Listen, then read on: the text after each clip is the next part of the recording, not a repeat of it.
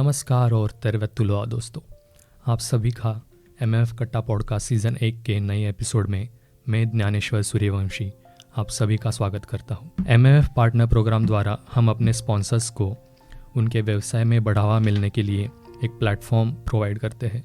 आज का एपिसोड एक स्पेशल और अलग एपिसोड होने वाला है क्योंकि आज हमारे साथ है महाराष्ट्र मंडल फिनलैंड के 2024 के उन्हीं स्पॉन्सर्स में से एक करी पैलेस के ओनर संजीव कुमार। नमस्कार संजीव जी, आपका इस पॉडकास्ट में स्वागत है।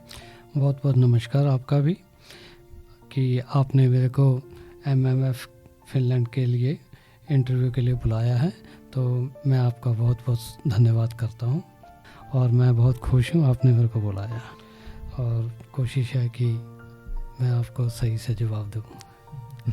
तो चलिए जानते हैं उनके जर्नी के बारे में।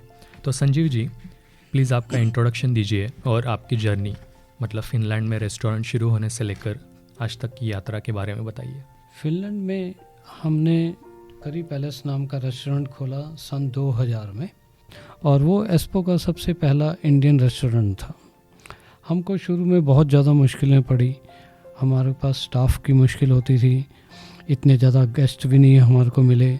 हमने सुबह से शाम तक कई दफ़ा खाली भी बैठे रहते थे, काम करते रहे, लेकिन इंतज़ार करते रहे हम कस्टमर ज़रूर आएंगे और वो हम उसमें सफल हुए। तकरीबन 5 से 6 महीने लग गए हमारे को गेस्ट लाने में गए।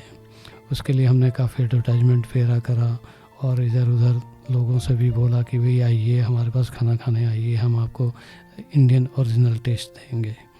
तो उसमें हमको सफलता मिल गई और तकरीबन हमको 25 साल हो गए।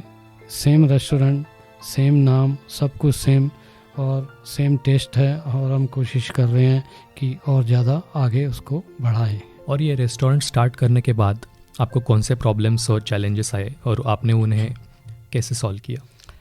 रेस्टोरेंट स्टार्ट करने के बाद में हमारे को कई तरीके की मुश्किलें आई जो कह लीजिए कि भी ओरिजिनल मुश्किलें पड़ी हैं। जैसे कि हमको रॉ मटेरियल नहीं मिलता था, स्पाइसेस नहीं मिलते थे और उसके साथ साथ स्टाफ नहीं होता था। स्पाइसेस के लिए हमने काफ़ी भाग दौड़ करी। शुरू में तो हमको बहुत इतनी मुश्किल पड़ी कि भाई हमको कई दफ़ा कई चीज़ें नहीं मिलती थी, कुछ मिल जाती थी, कुछ नहीं मिलती थी। उसको पूरा करने के लिए फिर हमने स्टार्ट करा इंपोर्ट करना इंग्लैंड से और जर्मनी से। तो वहाँ से हम लोग खुद अपने आप भी इंपोर्ट करना शुरू करा और किसी और कंपनी के थ्रू भी हम सामान खरीदते थे। तो धीरे धीरे हमारे को सारे सामान मिलने शुरू हुए और हमको ओरिजिनल टेस्ट देने में बहुत मज़ा आया। तो उसके साथ साथ ये हुआ कि भाई हमारे पास में फिर कस्टमर्स ज़्यादा आने शुरू हुए। जब उनको पता चलता था कि भाई ये अच्छा टेस्ट है और ओरिजिनल ऑथेंटिक इंडियन टेस्ट है, तो उसमें वो आना शुरू हुए। तो ये हमारी कुछ सफलता रही है। इस सफलता को पाने के लिए हमारे को काफ़ी तपस्या करनी पड़ी। जी। और उन्हीं चैलेंजेस में से एक ही फिनलैंड में इंडियन खाने को असली स्वाद देना और बनाए रखना, ये चैलेंज को आपने कैसे ओवरकम किया और सामग्री लाने में ये क्या क्या समस्याएं आई आपको? अपना ओरिजिनल इंडियन टेस्ट देने के लिए हमको सबसे बड़ी मुश्किल पड़ती थी स्पाइसेस की। जो स्पाइसेस हमको समझ लीजिए कि पहले शुरू में नहीं मिलते थे, बहुत कम। बासमती चावल जैसे है वो बहुत महंगा मिलता था और उसको भी लेने के लिए कई दफ़ा हमारे को वेट करना पड़ता था। 5-5, 10-10 दिन की सप्लाई आएगी तभी मिलेगा। और फिर हमने ऐसा करा कि सन 2002 से हमने खुद अपनी इंपोर्ट शुरू करी और हम लोग खुद अपना सामग्री वगैरह जो स्पाइसेस हैं, चावल हैं, तेल हैं, वो हम इंग्लैंड से और जर्मनी से मंगवाते थे।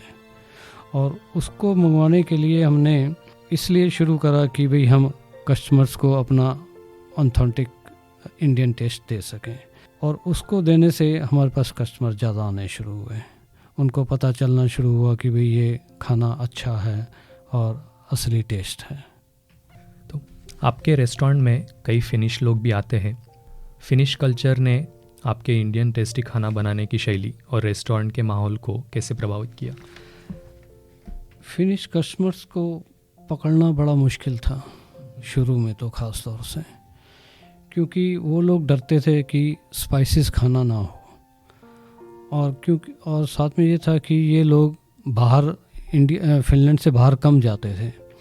जब तक ये बाहर नहीं जाएंगे तो इनको पता नहीं चलता था कि भाई इंडिया का खाने का टेस्ट क्या है। किताबों में पढ़नी अलग चीज़ है और असल में टेस्ट करना अलग चीज़ है।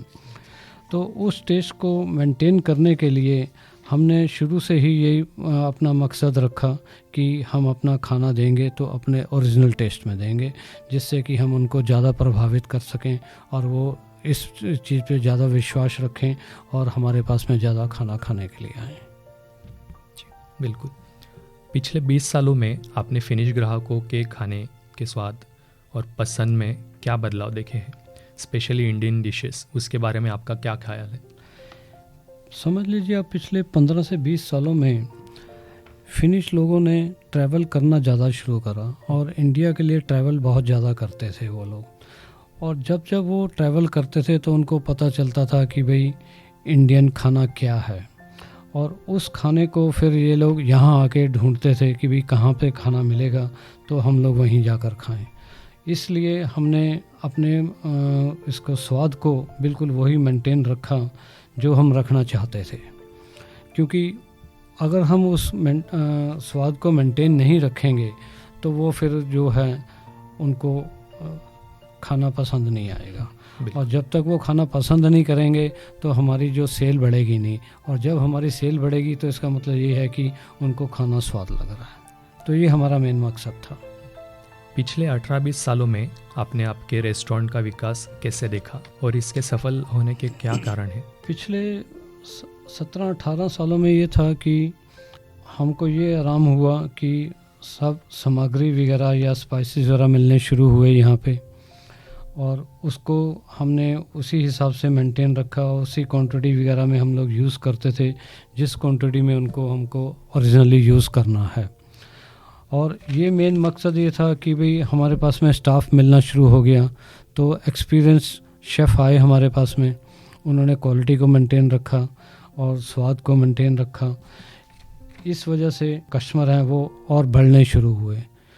तो उसके साथ हमारा फिर ये हम सफल तो होते गए, और सफलता का एक ही राज यही है कि भी क्वालिटी और क्वांटिटी मेंटेन रखें।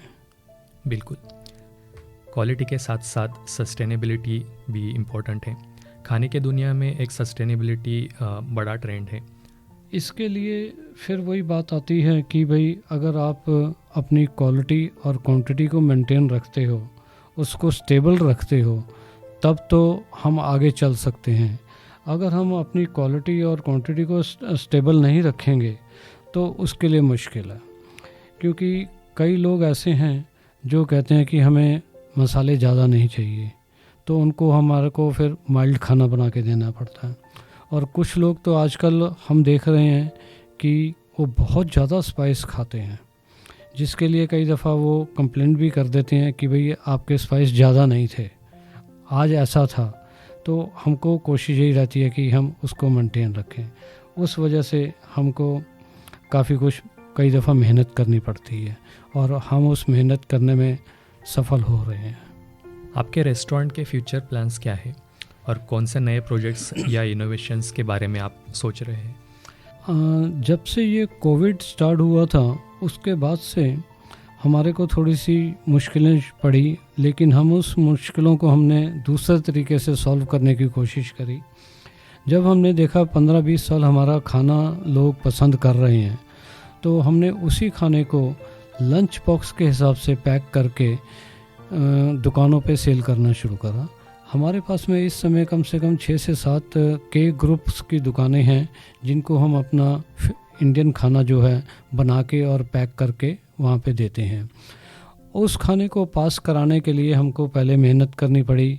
यहाँ के जो हेल्थ डिपार्टमेंट वाले हैं उनसे पास करवाना और सैंपल पास करवाना और उस क्वालिटी को उन्हीं के हिसाब से मेंटेन रखना। उसके बाद में हमने उसको जो लेबल्स लगाते हैं, लेबल्स लगाने के लिए हमें बार कोड लेना पड़ता है। बार कोड भी हमने लिया और बार कोड लेने के बाद में फिर हमको दोबारा हेल्थ डिपार्टमेंट में जाना पड़ा। वहाँ पे जाकर हमको उनको सारे टैक्स पास करवाना पड़े, जो भी टैक्स मटेरियल लिखना था वो उनके सब स्टैंडर्ड के हिसाब से लिखने के लिए और सारी चीज़ें प्रिंट आउट निकालने के लिए उनसे पहले से हमने सारी परमिशन ली और उसके बाद हमने करा। और उसके साथ साथ हमने पिछले 4 साल से अपने रेस्टोरेंट्स को इस हिसाब से मेंटेन रखा है कि हम लोग मोस्टली वीकेंड्स पे और अदर छुट्टी वाले दिन पे फिनिश कल्चर के हिसाब से हम लोग वहाँ पे पार्टीज़ अरेंज करते हैं। और उस पार्टीज़ के अंदर मेनली हमारा जो कॉन्सेप्ट है वो ये है फिनिश मैरिज पार्टीज़ को ऑर्गेनाइज़ करना। इसको करने के लिए हमारे को काफ़ी मेहनत करनी पड़ती है और ये हम इसमें काफ़ी सफल हुए हैं। हर साल में समर सीज़न में ख़ास तौर से समझ लीजिए आप मई से लेकर सितंबर तक हम तकरीबन 25 से 30 मैरिज पार्टीज़ अरेंज करते हैं और उसको अरेंज करने में हमारे को मज़ा काफ़ी आता है। हमारे पास में कई 2-3 दफ़ा इंडियन एम्बेसी से भी कोई सेमिनार्स वगैरह हुए हैं जिसको हमने ऑर्गेनाइज़ करा है और कुछ इंडियन पार्टीज़ को भी ऑर्गेनाइज़ करा है। तो हम ये चाहते हैं कि भाई हमारे कल्चर के लोग, हमारी इंडियन सोसाइटी जो है वो आए हमारे पास में और हम उनको अपनी सर्विस दें और अपनी उनके लिए जो जितनी भी हो सकती है सर्विस करके दें उनको। और जिससे कि हमारे पास में ये होगा, हमारा जो रेस्टोरेंट है वो एकदम सी साइड पर है, जिससे कि आउट लोकेशन भी आप लोगों को अच्छी लगेगी और जो उसमें सीनरीज़ है, बैकग्राउंड सीनरीज़ हैं वो भी अच्छी लगेंगी क्योंकि एकदम सी बीच पर हैं। तो कोशिश यही है कि हम आपकी सेवा पूरी करें। धन्यवाद। और आपका एमएमएफ पार्टनर प्रोग्राम के बारे में क्या ख्याल है? एमएमएफ पार्टनर्स प्रोग्राम के बारे में हमारा ये ख्याल है कि भी हमने लास्ट ईयर आपके साथ में जॉइन हैंड्स करे थे तो हमको उसमें बहुत अच्छा एक्सपीरियंस मिला।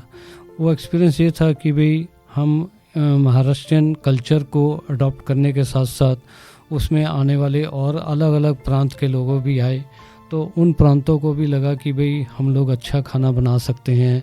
तो इस चीज़ को हमें बहुत अच्छा लगा कि भाई आप लोगों ने हमको बहुत पसंद करा और हम सोचते हैं कि शायद आप हमारे को और आगे बढ़ाएंगे इस कल्चर के अंदर। और हम भी अपनी तरफ से ये पूरी कोशिश करेंगे कि भाई हम महाराष्ट्रियन कल्चर को और दूसरे प्रांत के लोगों को भी खाना खिलाएं उसमें, और जिससे कि उनको भी पसंद आए कि भी ये महाराष्ट्र का कल्चर क्या है, महाराष्ट्र के खानों का स्वाद कैसा है, तो वो और अच्छा लगेगा हमको। धन्यवाद संजीव जी, आपसे बात करके और आपके रेस्टोरेंट के बारे में जान के अच्छा लगा।